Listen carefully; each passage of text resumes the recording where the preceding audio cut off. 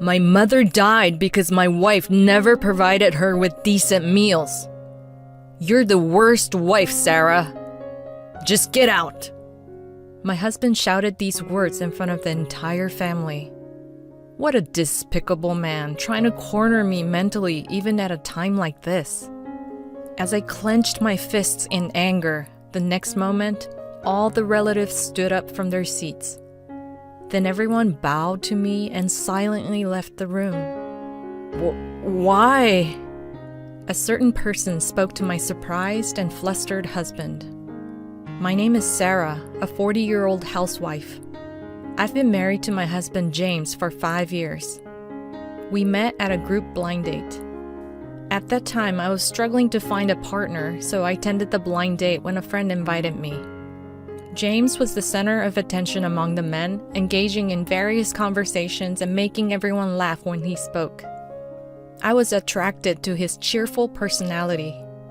Then, when we changed seats and ended up next to each other, we discovered that we both really loved coffee, and we decided to go to a cafe together, which led us to meeting one-on-one. That was the beginning of him inviting me out for meals and cafe visits, and we started dating and eventually became a couple. I had so much fun spending time with them, and I became increasingly attracted to him. About a year after we started dating, he proposed to me and we decided to get married. I want you to be a housewife once we're married. I quit my job at the company I was working for and became a full-time housewife, just as he requested. Since then, I've been working hard on housework to support James.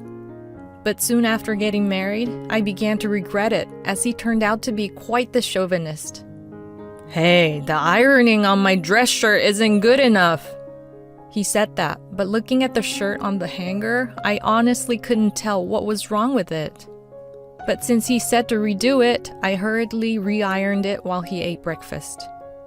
As I finished and hung it on the hanger, he left his dirty dishes and went to the bathroom. I was quite surprised by his behavior at this point.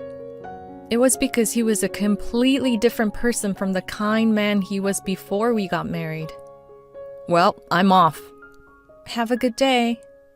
After seeing my husband off to work, I would always feel completely drained. Being together felt suffocating. Is this okay for newlyweds? I was soon overwhelmed with such anxiety after getting married. But still, I thought I should at least try married life for a year. I might have my own shortcomings as well. With that in mind, I tried to improve what I could. But James' attitude remained the same. You really are a useless wife. Why can't you do what I tell you? He relentlessly berated me like that. Despite it all, I continued with our married life for at least a year.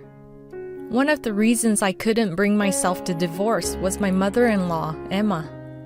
Thank you, Sarah, for always helping out. It's such a relief having you here. Oh, don't mention it. Please don't hesitate to ask for anything. Feel free to tell me anything. Emma lived near us, and she had been living alone since her husband passed away. But recently, she had been struggling with housework because of her bad legs. So during the day, I would go to her house and help out as much as I could. From the very beginning of our marriage, she had been very kind to me, treating me like her own daughter. Our only child is James. We really wanted a daughter too. That's why I'm so happy to have such a wonderful girl like you, Sarah, as my daughter-in-law. Oh, Emma. Having been told such things by her, it was difficult for me to talk to her about James' chauvinistic behavior, and I couldn't bring myself to divorce him, fearing it would make her sad. Amidst all this, something happened that made it even harder for me to divorce. What? Your mom was taken to the hospital? Yeah, so please go see her in the hospital. James told me that, and I rushed to the hospital. When I entered the hospital room, I saw her lying on the bed. "Aw, Sarah, you came." "Emma, Are you alright? I'm sorry for making you worry. She had collapsed from a stroke while shopping and had been taken to the hospital by ambulance. I guess I'm getting old. You never know what might happen. She said this with a worried expression. It was painful for me to see her like that. A few hours later, after finishing work, James arrived at the hospital. Mom, are you okay? James, I'm sorry for worrying you. I'm fine. No, but you just collapsed out of the blue. Of course I'm worried. After making a worried face, James seemed to have a sudden idea and said this. Oh, I know. When you're discharged, Mom, let's live together. What? That way we can take care of you, and if something happens, we can help you right away. I was shocked. Normally, you would first consult with your wife, me in this case, and propose the idea of living together to her after deciding together. But without involving me, he immediately brought up the idea of living together with his mother. It's as if I have no right to voice my opinion. If my mother-in-law agreed, I wouldn't be able to refuse. Well, I am worried about her and I don't mind living together, but I still wanted him to talk to me about it beforehand. Because he suddenly brought it up, it made her uncomfortable. But for Sarah, living with her mother-in-law could be difficult. When she said that, I almost told her, oh no, but James interrupted. No, she doesn't mind at all. In fact, she's terrible at housework, so you should teach her. My mother-in-law was surprised by his remark. James, what are you talking about? Sarah is doing just fine. She's been a great help at my house too. As she defended me, James looked annoyed. Well, as long as both of you are happy. Sarah, you're okay with living together, right? Sure. Then as soon as Mom is discharged, we'll move in together. James made the decision to live together in her house rather forcibly. A week later, when my mother-in-law was discharged, James and I terminated our rental apartment lease and moved in with her. Sarah, I look forward to living with you from today on. Same here. She greeted us warmly, and our life together began in a peaceful way. I tried my best not to burden her with housework and took the initiative to do it myself, but she insisted on doing simple chores, saying that she would become unhealthy if she didn't move. We cooked together, and she taught me various recipes. Her cooking was truly delicious, and I learned a lot. James seemed satisfied with the clean house and delicious meals. At first, I was unsure about how living together would work, but I started to think that it might be better for me. As a housewife living with just my husband, James was the only person I talked to. But having Emma around gave me someone to talk to during the day, which became a source of mental support for me. She would also step in when James was about to complain about something and take my side. When she scolded him, he would stop complaining, which was truly a blessing.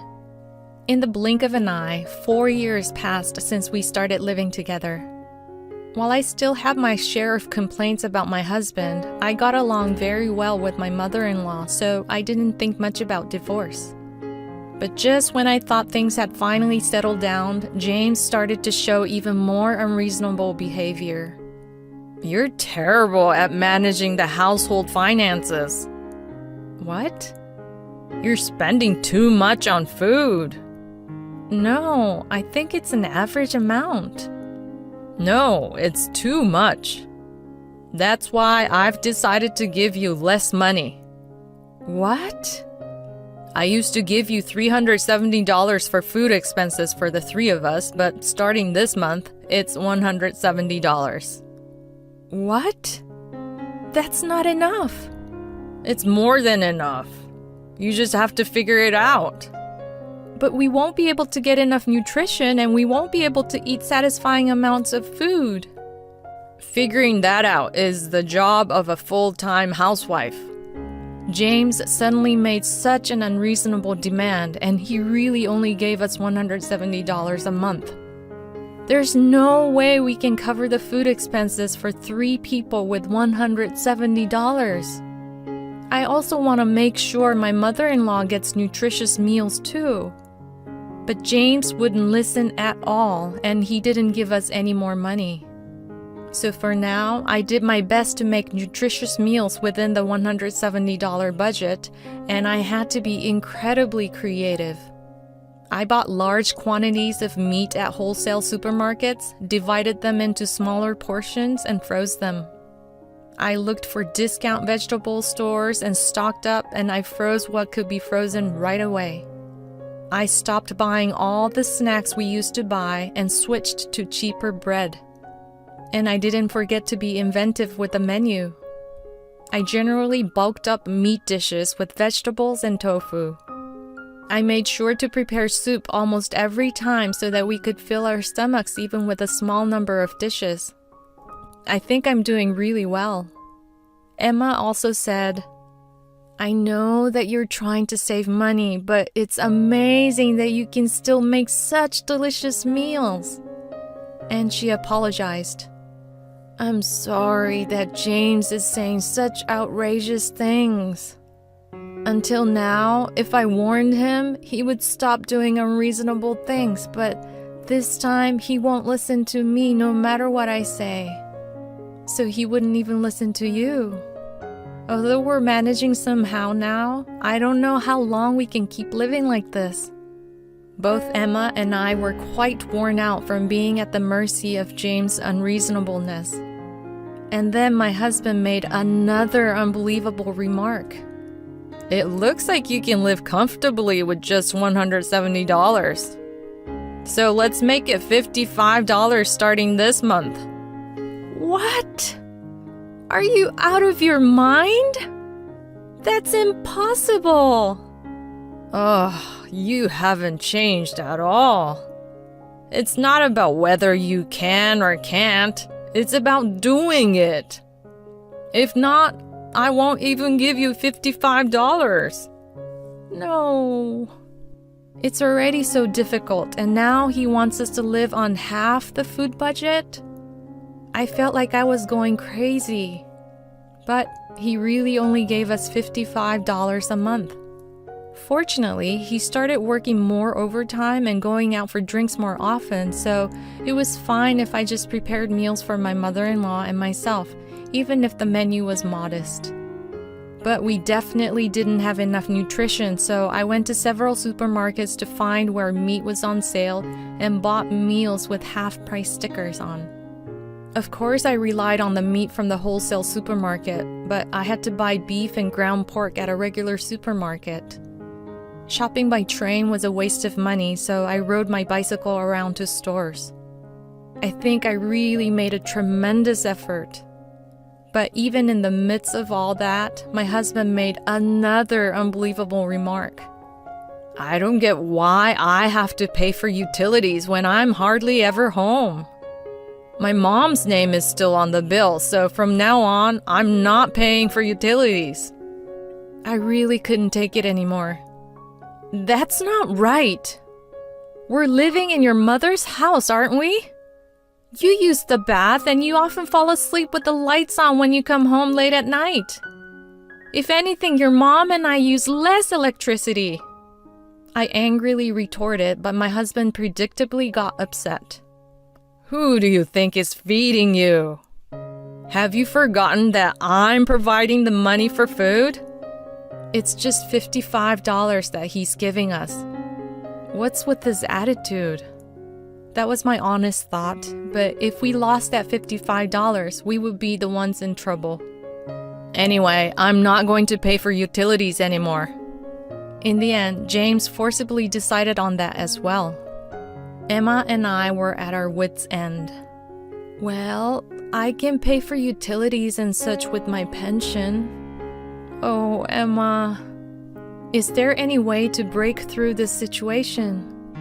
In the midst of this, I came across some information. I thought maybe I could do this too. So I immediately put it into action. About half a year passed since then. Emma and I were somehow getting by with our frugal lifestyle when one day she suddenly fell ill and passed away. I was devastated. I couldn't believe that my mother-in-law, who was my emotional support, was gone. Even my husband was shocked. I can't believe my mom passed away. The wake began the next day, and relatives and friends of Emma attended. But at this wake, James caused an unbelievable incident. It was about the food served at the wake. Everyone was eating and talking while thinking of my mother-in-law. In the midst of that, my husband, perhaps feeling tipsy from the alcohol, suddenly made an unthinkable remark. My mother died because my wife never provided her with decent meals. You're the worst wife, Sarah. Just get out. Don't ever set foot in my house again. James shouted these words in front of all the relatives. I was at a loss for words. We hardly spoke to each other, and the time we spent together had decreased. The relationship between my mother-in-law and my husband had always been incompatible.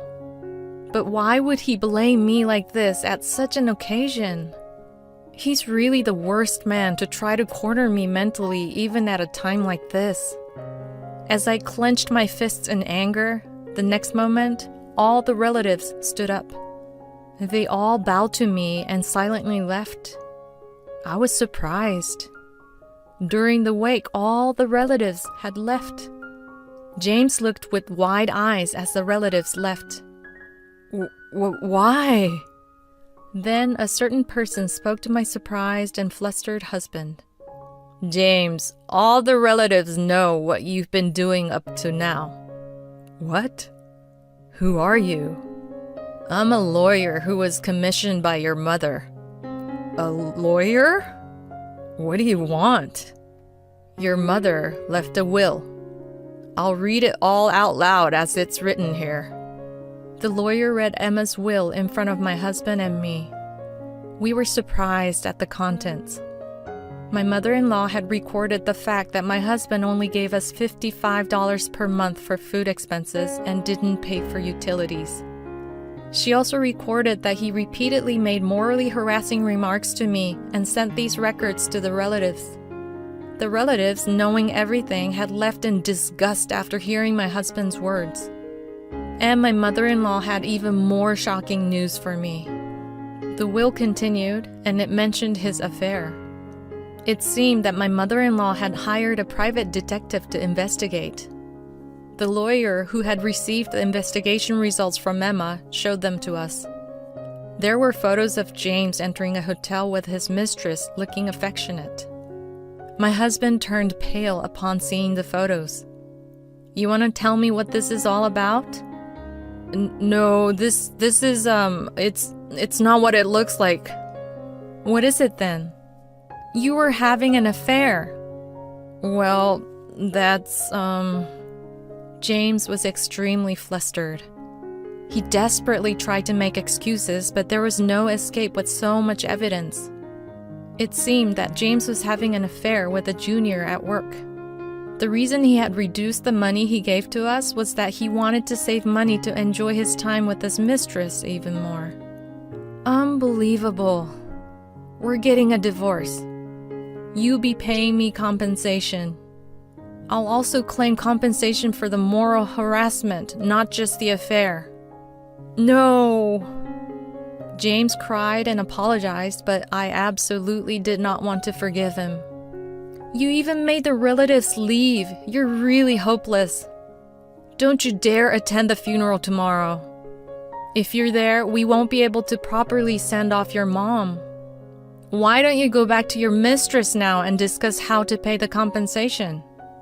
When I said that, my husband left the scene with a frightened look. The next day, knowing that my husband wouldn't be attending, the relatives came to my mother-in-law's funeral feeling relieved. We all said our goodbyes together. After that, I divorced my husband and claimed compensation from his mistress. James had to pay a total of $53,000 for moral harassment and the affair, while the mistress had to pay $37,000. The affair became known at their workplace, and the mistress couldn't bear the cold stares and resigned. As long as her parents paid the compensation on her behalf, I didn't care if she quit her job or not. Since my ex-husband had to pay more compensation than his mistress and had no savings, he couldn't quit his job and had to work with a heavy burden on his shoulders. By the way, when my ex-husband started to withhold money unreasonably, I had actually gotten information about a side job and started doing it. Thanks to working diligently, by the time I divorced my ex, I was earning about $900 per month. So now I'm thinking of working part-time while continuing my side job to earn enough income to live on my own. In any case, it was a relief that we were able to hold my mother-in-law's funeral properly and also punish my ex-husband. From now on, I plan to forget about my terrible ex-husband and start a new life. Thank you for watching until the end.